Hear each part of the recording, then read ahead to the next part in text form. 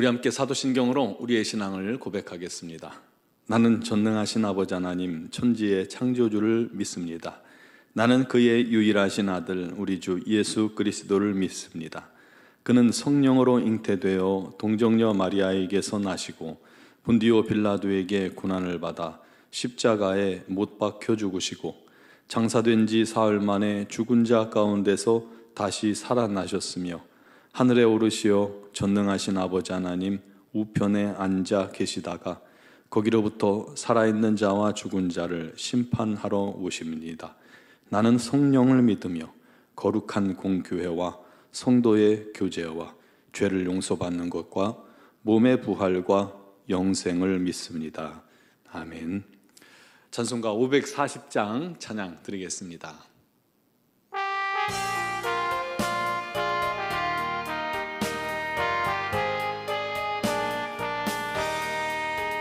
주의 음성을 내가 들으니 사랑한단 말일세. 믿는 마음으로 주께 가오니 나를 영접하소서. 내가 매일 십자가 앞에 더 가까이 가오니 구세주의 흘린 보배 피로써 나를 정케 하소서. 주여 넓으신 은혜 베푸사 나를 받아주시고 나의 품은 뜻 주의 뜻같이 되게 하여 주소서. 내가 매일 십자가 앞에 더 가까이 가오니 구세주의 흘린 보배 피로써 나를 정케 하소서. 주의 보좌로 나갈 때에 어찌하니 기쁠까. 주의 얼굴을 항상 배우니 더욱 친근합니다. 내가 매일 십자가 앞에 더 가까이 가오니 구세주의 흘린 보배 피로써 나를 정케 하소서. 우리 구주의 넓은 사랑을 증량할 자 없으며 주가 주시는 참된 기쁨도 헤아릴 수 없도다. 내가 매일 십자가 앞에 더 가까이 가오니 구세주의 흘린 보배 피로써 나를 정케 하소서. 아멘. 오늘 주신 말씀은 마가복음 8장 14절로 21절입니다. 마가복음 8장 14절로 21절을 봉독하겠습니다. 제자들이 떡 가져오기를 잊었음에 배에 떡 한 개밖에 그들에게 없더라. 예수께서 경고하여 이르시되 삼가 바리새인들의 누룩과 헤롯의 누룩을 주의하라 하시니 제자들이 서로 수군거리기를 이는 우리에게 떡이 없음이로다 하거늘 예수께서 아시고 이르시되 너희가 어찌 떡이 없으므로 수군거리느냐. 아직도 알지 못하며 깨닫지 못하느냐. 너희 마음이 둔하냐. 너희가 눈이 있어도 보지 못하며 귀가 있어도 듣지 못하느냐. 또 기억하지 못하느냐. 내가 떡 5개를 5,000명에게 떼어줄 때에 조각 몇 바구니를 거두었더냐. 이르되 12리니이다. 또 7개를 4,000명에게 떼어줄 때에 조각 몇 광주리를 거두었더냐. 이르되 7이니이다. 이르시되 아직도 깨닫지 못하느냐 하시니라. 아멘. 이제 명절이 되면 그동안도 보면 요즘은 별로 아닌 것 같은데 전에는 명절 때 꼭 이 마술쇼 같은 것을 TV에서 방영했습니다. 사람들은 대부분 이 마술이 어떠한 손기술이나 속임수나 어떤 기계 장치를 이용한 것임을 잘 알고 있죠. 그러면서도 가볍게 즐깁니다. 그러면서도 한편으로는 저 속임수의 비밀이 무엇인지 한번 밝혀보려고 눈을 부릅뜨고 그것을 쳐다보게 됩니다. 제가 본 마술 중에 제일 신기했던 것이 달리는 버스 안에서 카드 하나를 꺼내서 거기다 매직으로 옆에 있는 그 승객한테 이름을 적게 했어요. 그걸 이제 카드 중간에 놓고 막 섞은 뒤에 카드 이렇게 뭉치를 달리는 차 유리에 그냥 확 집어던졌어요. 앞유리에. 그런데 툭 붙었다가 떨어지는데 나중에 보니까 그 사인한 카드가 유리창 바깥창에 붙어 있는 거예요. 저는 지금도 그것이 이해가 안 되더라고요. 달리는 차에서 누가 내려가지고 거기다 붙여놓을 리도 없고 참 어떻게 그럴 수 있었는지 신기할 따름입니다. 아무리 봐도 알 수가 없어요. 뭔가 기술이 들어간 건 알겠는데 이해를 할 수가 없습니다. 여러분 숨은 그림 찾기 한번 생각해 보세요.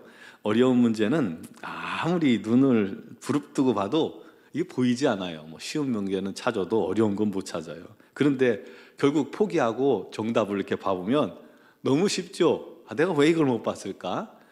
알고 나면 너무 쉬운데 알기 전까지는 전혀 보아도 보지 못합니다. 어려운 수학이나 과학 원리 그런 것들을 가르쳐 줄 때도 어떤 이는 전혀 이해하지 못하고 저게 무슨 소리야 하는가 하면 어떤 이는 쉽게 이해하면서 고개를 끄덕끄덕하며 재미있게 듣는 사람들도 있습니다. 저는 전자라 좀 그런 분들이 부럽죠. 그런데 이런 세상 일들은 조금 우리가 둔하고 잘 모르고 잘 이해하지 못해도 사는데 큰 지장이 없습니다. 하지만 영적인 세계와 하나님의 말씀에 대해서는 우리가 절대로 둔해서는 안 됩니다. 말씀을 깨닫는 사람과 깨닫지 못하는 사람들의 영적 삶의 질이 너무나도 크기 때문이죠. 오늘 본문에 주님께서 달마누다 지방에 가셨다가 바리새인들이 예수님을 힐난하면서 표적을 보여다오라고 요구하죠. 그들은 믿으려고 표적을 구하는 게 아니라 어떻게든 트집을 잡아보려고 불신앙 가득해서 주님을 그렇게 책합니다. 그러니 우리 주님께서 마음이 안 좋으셨는지 다시 배 타고 건너편으로 가십니다. 그때 이제 제자들이 바삐 움직이다 보니까 그만 떡을 챙겨오지 못한 거예요. 이미 7병이었대 7바구니에 떡이 남아 있었는데 그걸 미쳐왔다 놨는지 가져오지 못하고 배에는 떡 1개밖에 남지 않았다라고 그렇게 말씀하고 있죠. 주님과 제자들이 항상 넉넉하지 못한 부족한 형편인지라 떡을 안 가져오면 굶게 될 수 있잖아요. 그래서 야, 너 왜 그거 잊어버렸냐? 네 책임이다, 내 책임이다. 네가 잘했어야지 그러고 있는데 그때 주님이 제자들에게 말씀하셨습니다. 바리새인들의 누룩과 헤롯의 누룩을 주의하라. 이미 바리새인들의 모습을 경험했기 때문에 그들의 누룩, 그들의 악한 영향력이 끼치는 것을 번지는 걸 주의하라라는 겁니다. 바리새인들의 누룩은 겉으로는 계명을 하나님의 율법을 온전히 지키는 것처럼 보여서 사람들로부터 존경을 받습니다. 하지만 그들의 속은 다 거짓이죠. 외식하는 신앙이었던 거예요. 그 안에는 사랑도 없고 진리도 없고 순종도 없었습니다. 하나님마저 까마득히 망각하고 자기들 밥그릇 챙기기에 바빠서 주님을 핍박하고 진리를 외면하고 그러고 있잖아요. 그런데 사회에서는 이미 높은 영적 지도자 위치에서 많은 영향력을 끼치고 있기 때문에 그들의 생각, 그들의 행동이 많은 사람들에게 이렇게 영향을 끼치고 있는 거예요. 그들의 그런 안 좋은 영향력을 주의하라는 겁니다. 사두개인들도 그래요. 그들이 힘은 가졌지만 헤롯 당에 가입하는 사람들이 많았거든요. 그들은 정치인에 가깝죠. 정치인들이 자기의 유익을 위해 진리도 정의도 다 내어 던지고 형식적인 그런 모습만 보여주듯이 사두개인들도 온전히 형식주의자들이었습니다. 그 안에 주를 향한 뜨거운 사랑, 하나님을 향한 사랑 그런 거 다 없었어요. 그러므로 바리새인들과 헤롯의 누룩, 즉 어리석은 행위와 습관과 주장, 거짓된 신앙, 그런 것들을 본받지 않게 주의하라 하고 경고하신 것입니다. 그런데 제자들은 그 말씀을 듣고 뭐라고 생각했냐면, 야, 주님이 떡을 안 가져왔다고 그 책망하시나 보다 라고 생각한 거예요. 착각이죠. 그래서 자기들끼리 또 다시 수근수근거리면, 야, 왜 안 갖고 왔어? 왜 그랬어? 주님 뭐라고 하시잖아. 그러고 있는데 그 모습을 주님께서 아시고 또 다시 책망하십니다. 어찌 떡이 없다고 수군대느냐? 아직도 알지 못하며 깨닫지 못하느냐? 너희 마음이 왜 이렇게 둔하니? 눈이 있어도 보지 못하고 귀가 있어도 듣지 못하는구나. 너는 왜 기억도 하지 못하느냐? 오병이어와 칠병이어 사건이 있지 않느냐? 그것을 경험한 제자들이라면 주님이 떡 한 개든 두 개든 그걸로 얼마든지 주님 마음만 먹으면 먹이실 수 있는 분이라는 걸 알아야죠. 그렇죠? 그럼 걱정할 필요가 없는데 정말 이들은 여전히 주님의 능력을, 주님의 역사를 깨닫지 못하고 쓸데없는 걱정들을 하고 있는 거예요. 그러느라고 주님 말씀의 의도조차 깨닫지 못하고 엉뚱한 걱정을 하고 또 엉뚱한 오해를 하고 있는 겁니다. 주님은 그들처럼 그렇게 말씀을 깨닫지 못하는 마음을 어떤 마음이라고 표현했어요? 둔한 마음이라고 표현했어요. 너희들 마음이 왜 이렇게 둔하냐? 왜 이렇게 둔하냐? 반대로 말씀을 깨닫는 자는 지혜로운 마음, 영민한 마음을 가진 사람이겠죠.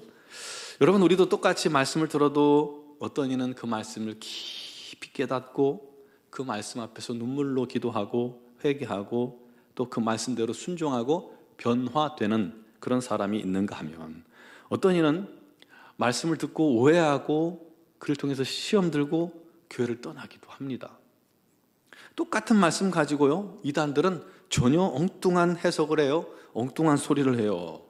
그런데 많은 성도들이 야, 처음 들어보네? 그러면서 그 말이 맞다고 박수를 치고 따라가요. 둔한 마음, 미련함까지 더해서 사단의 속임수에 잘도 넘어갑니다. 잘도 넘어가요. 말씀을 묵상할 때 어떤 이는 그 속에서 하나님의 음성을 듣고 순종하는 지혜로운 마음이 있는데, 어떤 이는 말씀이 이해가 안 되고 그냥 따분하기만 하고 심지어 말씀을 엉뚱하게 자기 입맛에 맞게 해석해서 엉뚱한 일을 벌이기도 합니다. 그게 둔한 마음입니다. 여러분은 어떤 마음을 소유하셨습니까? 둔한 마음을 가지고 있다면, 솔직히 둔한 마음이 있다면 주님 앞에 기도합시다. 들을 귀를 주시옵소서. 보아도 보지 못하는 이 어리석은 눈을 고치시고 볼 수 있게 하옵소서. 주의 말씀을 깨닫는 지혜를 주시옵소서. 둔한 마음을 깨뜨려 주시옵소서. 그래야 우리가 참으로 주의 제자가 될 수 있는 겁니다. 주님의 이 12 제자들도요, 나중에 그 둔한 마음이 깨어지고 나서야 비로소 복음의 참된 증인들이 되었습니다. 언제요? 오순절 성령의 충만함을 받고 둔한 마음들이 깨어지고 우리 하나님 말씀이 다 깨달아졌습니다. 어떻게? 성령께서 임하셔서 주님께서 하신 말씀들을 다 깨닫게 하신 거예요. 이 은혜가 오늘 저와 여러분 모두에게 임하기를 간절히 바랍니다. 우리도 성령의 충만함을 받고요, 우리 안에 둔한 마음, 또 딱딱한 마음, 또 어리석은 마음들이 다 깨어지고 주의 말씀을 들을 때 우리 안에 성령께서 가르치시고 인도하셔서 깊이 주의 말씀을 깨달아 알아 그 말씀대로 기쁜 마음으로 순종하며 믿음 가운데 나아가며 우리 하나님께 쓰임받는 지혜로운 성도들이 다 되시기를 주님의 이름으로 축원합니다. 기도드리겠습니다. 사랑하시는 아버지 하나님, 우리의 둔한 마음, 어리석은 마음, 미련한 마음들을 주님 앞에 고백합니다. 이 마음들을 깨뜨려 주옵소서. 우리가 보아도 보지 못하고 들어도 듣지 못하고 깨닫지 못하는 이 둔한 마음들이 다 주의 성령으로 거듭나고 변화되어서 온전히 우리 주의 말씀을 들을 때 깊이 주의 진리를 깨달아 알게 하시고 말씀을 묵상할 때마다 그 말씀을 통한 하나님의 음성을 다 듣게 하시고 그를 통해서 우리의 삶이 기꺼이 변화되어지는 은혜가 넘치게 하여 주시옵소서. 아버지 하나님의 뜻 안에 서게 하시고 주님의 인도하심을 기쁘게 받는 우리 모든 지체들 성도들이 다 되게 하여 주시옵소서.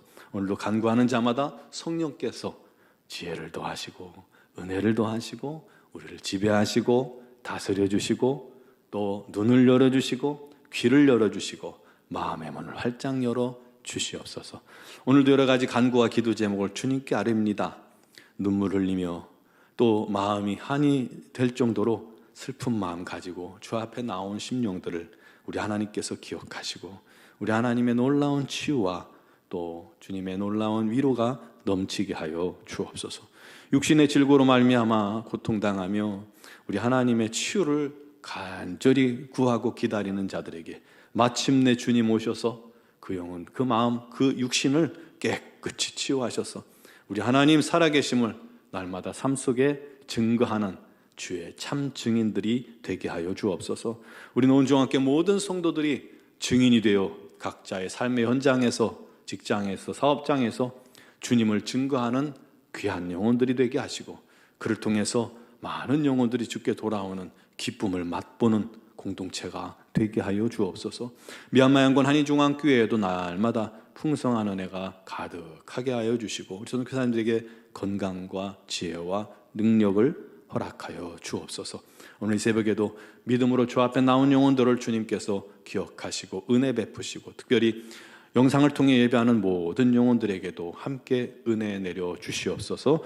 또 응답하여 주옵소서. 감사하옵고 예수 그리스도의 이름으로 기도드리옵나이다.